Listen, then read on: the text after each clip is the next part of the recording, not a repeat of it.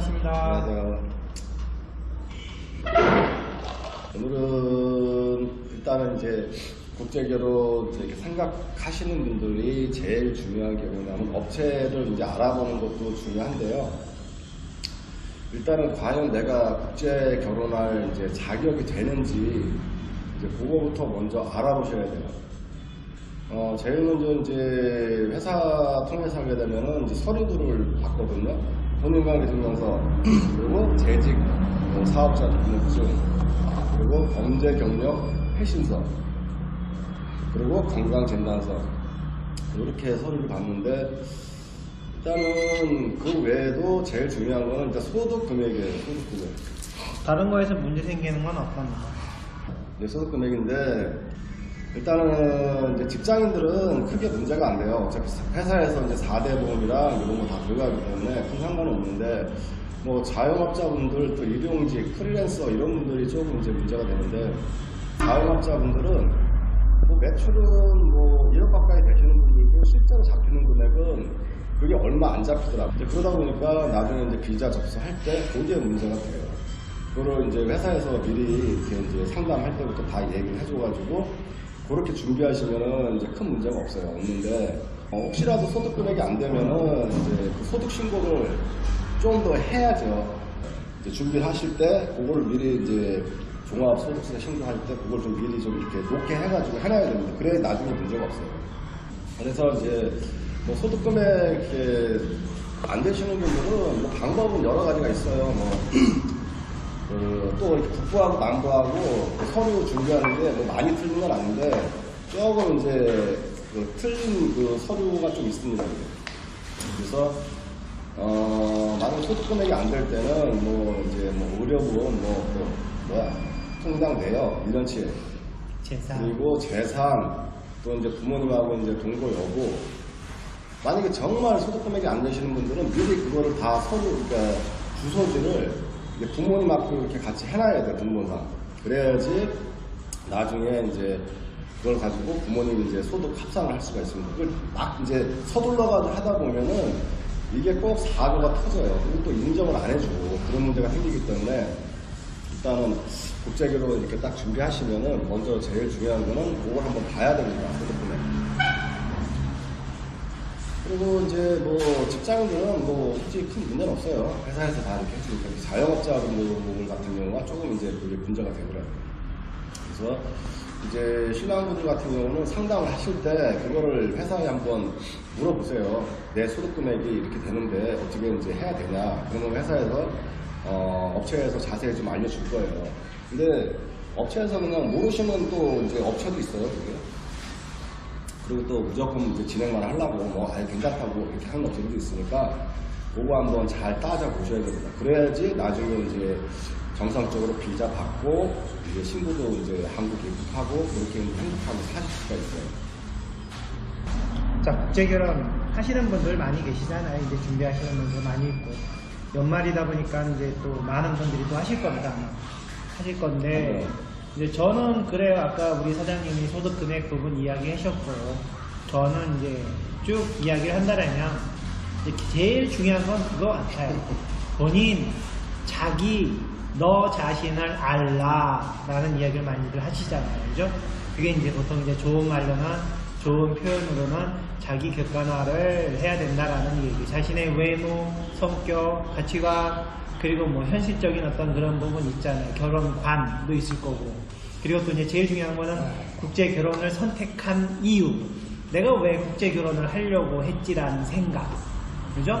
분명 뭔가 나가 문제점이 있어서 국제 결혼을 선택을 했을 거라고요. 그죠? 그런 부분을 명확하게 알고 있어야 내가 국제 결혼하는 데 있어서 좀 더 많은 유익한 저기를 할 수 있다라는 얘기죠. 도움을 받을 수 있다라는 얘기인 것 같습니다. 그리고 또 하나는 이제 범죄 경력 회신서인데 그게 이제 한국 법상 지금 이제 뭐 성범죄, 가정폭력 같은 경우는 좀 많이 힘들어요. 근데 성범죄 같은 경우는 뭐 10년이 지나면은 어느 정도 좀 가능을 합니다. 그게.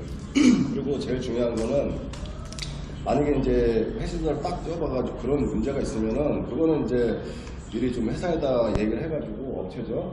거기다 얘기를 해가지고 이제 상의를 충분히 하셔야 돼요. 그 성범죄 같은 경우는 이제 10년이면은 좀 가능은 한데 그것도 이제 뭐 일단은 결혼할 신부 있잖아요. 신부가 좀 알고 있어야 돼요. 대사관에서 혹시라도 이제 그런 걸 물어볼 수가 있으니까 신부가 이제 알고 있냐 모르냐 이게 굉장히 중요합니다.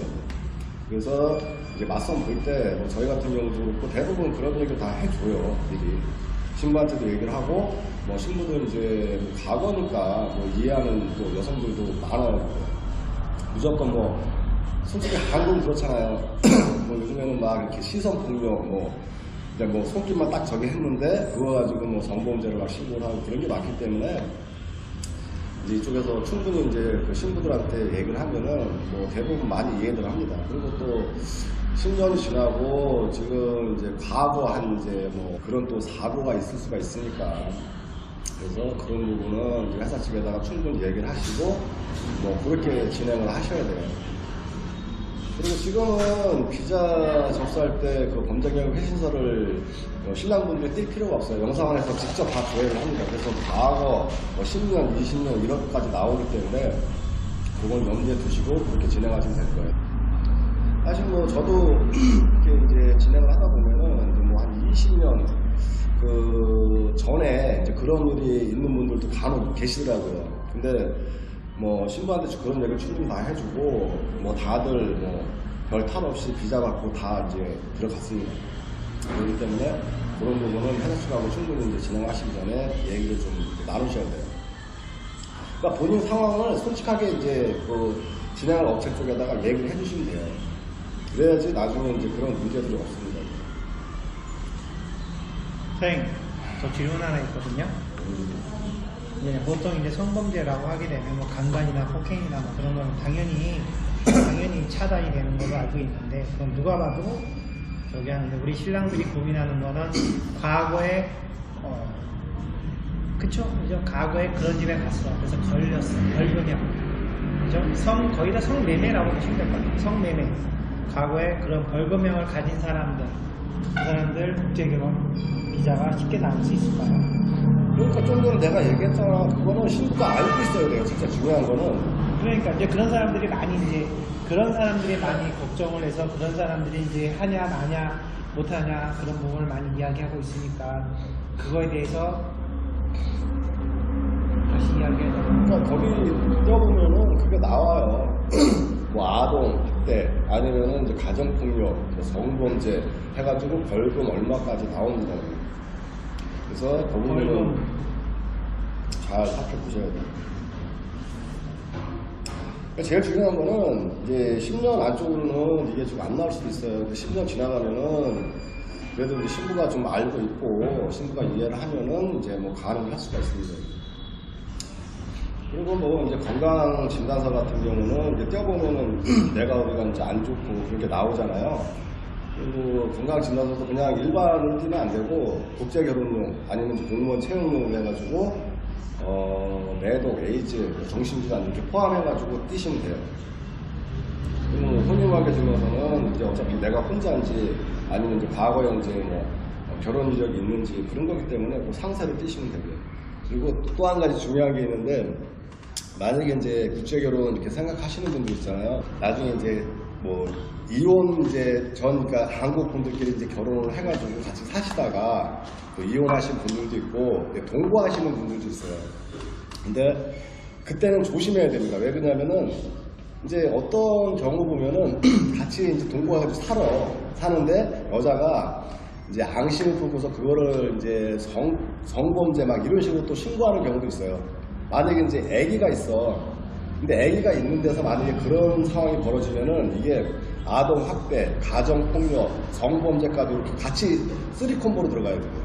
나는 안 되는 걸로 알고 있는데. 인도적 차원에서 진짜 임신하고 출산하고 그러면은 가능할 수 있어요.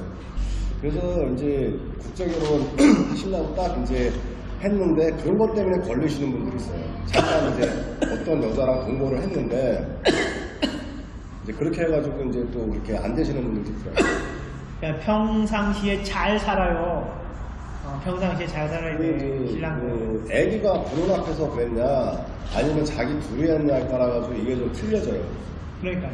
뭐가 비슷해. 그래서 이제 그 사람도 어떻게 보면 이제 저기가 막 신고한다 그런 거야. 그러니까 이 사람은 이제 그러면 너 하고 싶은 대로 해. 너 알아서 해. 근데 쌍방 고소가 들어갔는데 그게 중요한 게 뭐냐면 애기가 있는 앞에서 그렇기 때문에 이게 또 아동 학대까지 들어가. 가정 폭력하고. 그래서 이제 결혼 아직까지 못하고 계신 분들도 뭐 간혹 있어요. 그래서 조심하셔야 됩니다. 그러니까 끝마무리를 잘해야 돼. 여자들하고 딱 헤어질 때도 좋게 끝마무리 싹 하면서 헤어져야지. 괜히 앙심 품고 뭐 이것저것 걸고 넘어지면은 나중에 진짜 뭐 국제결혼 또 하려고 그러는데 그게 걸림돌이 또 돼요. 그러니까 남자라는 이유만으로 괜히 객기 부리는 우리 한국 신랑들 많이 계시잖아요. 그죠? 지금 이혼을 준비하고 있거나 또는 이혼을 하고 있는 분들. 전차가 와가지고 바가지를 막 긁어. 참아요. 참아. 재수 없으면 결혼 못해요. 한국에서 그냥 잘 크면 큰 문제 없는데 국제결혼 생각하고 있다? 조심하셔. 근데 뭐 나들 보면은 이제 국제결혼까지 생각 안 하고 이제 둘이 살다가 또 이제 그 상황이 되고 나중에 이제 결혼을 해야겠고 또 이렇게 찾다 보니까 국제결혼으로 돈을 딱 돌렸는데 그 부분이 또 걸리시는 분들이 있더라고요.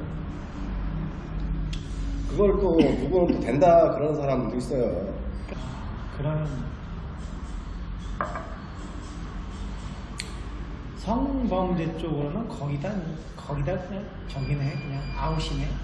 아웃이 아니고 성범죄만 있으면 괜찮은데 거기에 뭐 가정폭력, 뭐 아동학대 이런 게 들어가 버리면은 힘들다. 이제 이게 간혹 가다가 이제 한국 분들 보면은 이제 그런 분들은 많은 것 같더라고. 저기 막 이제 돈 주고서 성매매 같은 거 하고 뭐 그런 경우는 벌금 100만 원, 200만 벌금 원. 맞고 그거는 이제 뭐 좀 가능할 수 있어요. 10년은 지나도. 그건 10년 지나면 되는 것 같은데 그건. 그리고 저희가 지금은 이제 두서없이 막 이렇게 얘기를 하는데 조금 이제 이렇게 진행을 해보고 어느 주제를 하나 딱 정해가지고 그렇게 이제 얘기를 할 거예요. 지금은 이제 복합적으로 말씀을 드리는 거예요. 저번 영상도 마찬가지지만 복합적으로 이제 말씀을 드리는 거기 때문에 그거는 조금 이제 이해를 해주세요. 그리고 저희가 조금 더 시간이 지나면은 이제 뭐 주제 하나씩 이렇게 딱 정해가지고 말씀을 좀 드리겠습니다.